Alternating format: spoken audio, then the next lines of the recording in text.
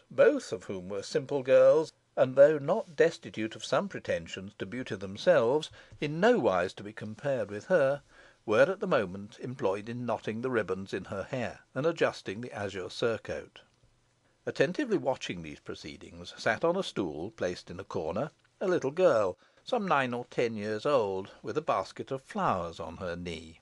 The child was very diminutive, even for her age, and her smallness was increased by personal deformity, occasioned by contraction of the chest and spinal curvature, which raised her back above her shoulders; but her features were sharp and cunning, almost malignant, and there was a singular and unpleasant look about the eyes, which were not placed evenly in the head. Altogether, she had a strange old fashioned look, and from her habitual bitterness of speech, as well as from her vindictive character, which, young as she was, had been displayed with some effect on more than one occasion, she was no great favourite with any one.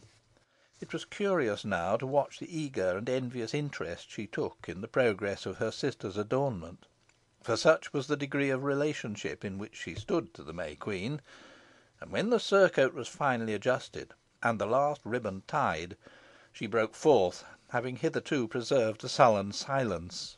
"Well, sister Alizon, you may apparently May Queen, I mun say," she observed, spitefully; "but to my mind neither Sulky Worseley or Nancy Hope here would have looked prettier." "Nay, that we shouldna," rejoined one of the damsels referred to. "There's na a lass in Lancashire to hold a condle near Alizon Device." "Fie upon you for an ill favoured minx, Jennet," cried Nancy Holt. "You are jealous of your pretty sister." "I jealous!" cried Jennet, reddening. "Why the firrup should I be jealous, you saucy jade? When I grow older, I'll make a prettier May Queen than any of you, and so the lads are tell me." "And so you will, Jennet," said Alizon Device, checking by a gentle look the jeering laugh in which Nancy had seemed disposed to indulge. "So you will, my pretty little sister," she added, kissing her, "and I will tie you as well and as carefully as Susan and Nancy have just attired me."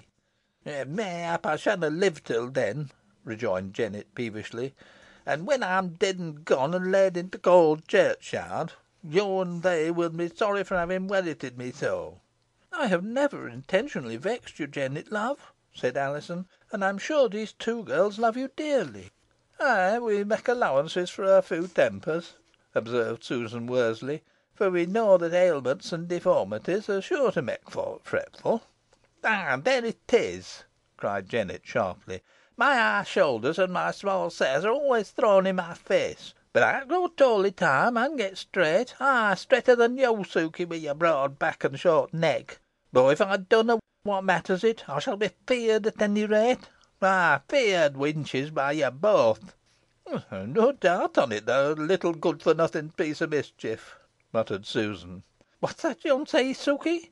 cried Jennet, whose quick ears had caught the words. "Take care what you do to offend me, lass," she added, shaking her thin fingers, armed with talon like claws, threateningly at her, "or I'll ask my grandame, Mother Demdike, to quieten you."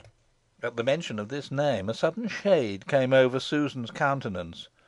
Changing colour, and slightly trembling, she turned away from the child, who, noticing the effect of her threat, could not repress her triumph.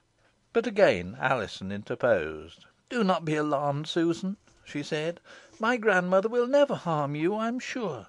Indeed, she will never harm any one.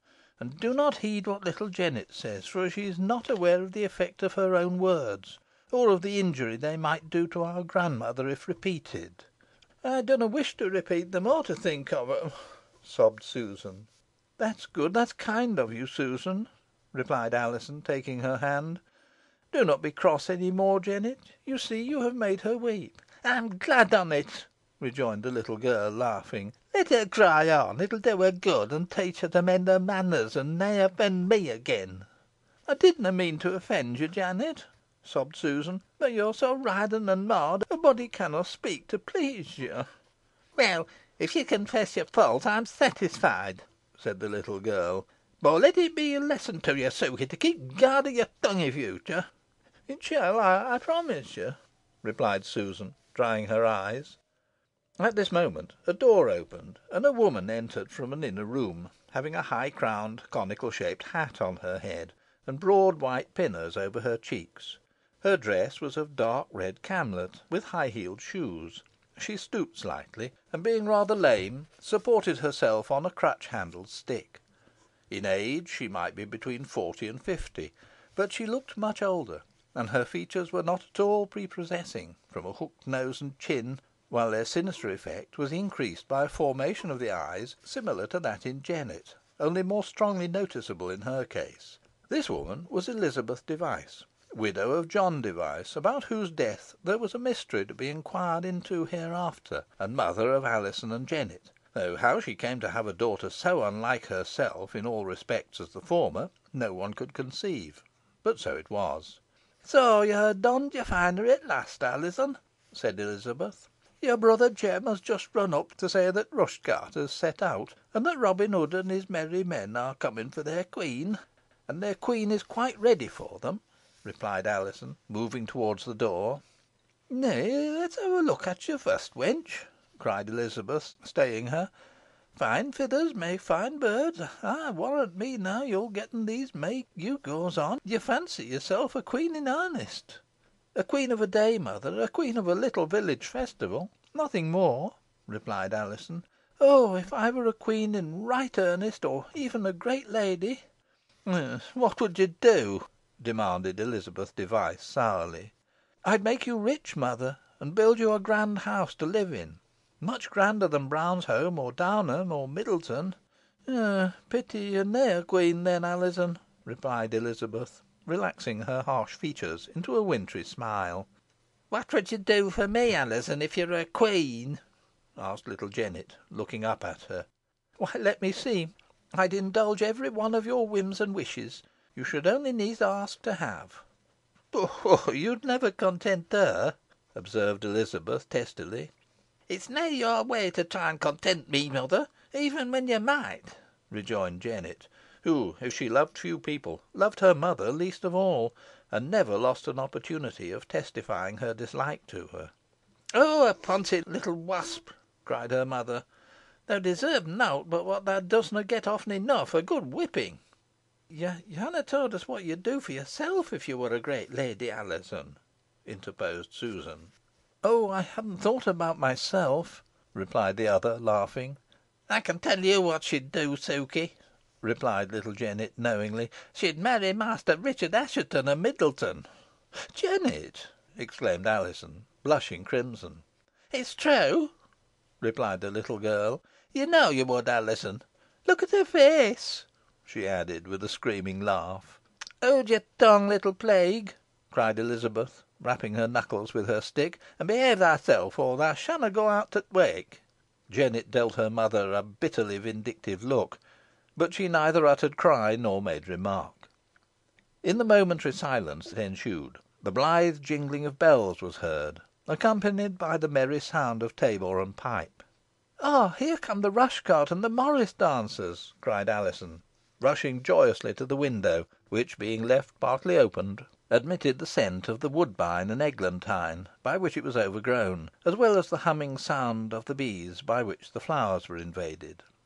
Almost immediately afterwards, a frolic troop, like a band of maskers, approached the cottage, and drawing up before it, while the jingling of bells ceasing at the same moment, told that the rush cart had stopped likewise.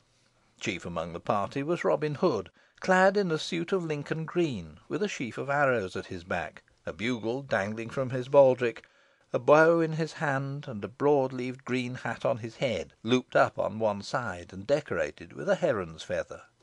The hero of Sherwood was personated by a tall, well limbed fellow, to whom, being really a forester of Bowland, the character was natural. Beside him stood a very different figure, a jovial friar, with shaven crown, rubicund cheeks, bull throat, and a mighty paunch, covered by a russet habit, and girded in by a red cord, decorated with golden twist and tassel. He wore red hose and sandal shoes, and carried in his girdle a wallet, to contain a roast capon, a neat's tongue, or any other dainty given him. Friar Tuck, for such he was, found his representative in Ned Huddlestone, porter at the Abbey, who, as the largest and stoutest man in the village, was chosen on that account to the part. Next to him came a character of no little importance, and upon whom much of the mirth of the pageant depended.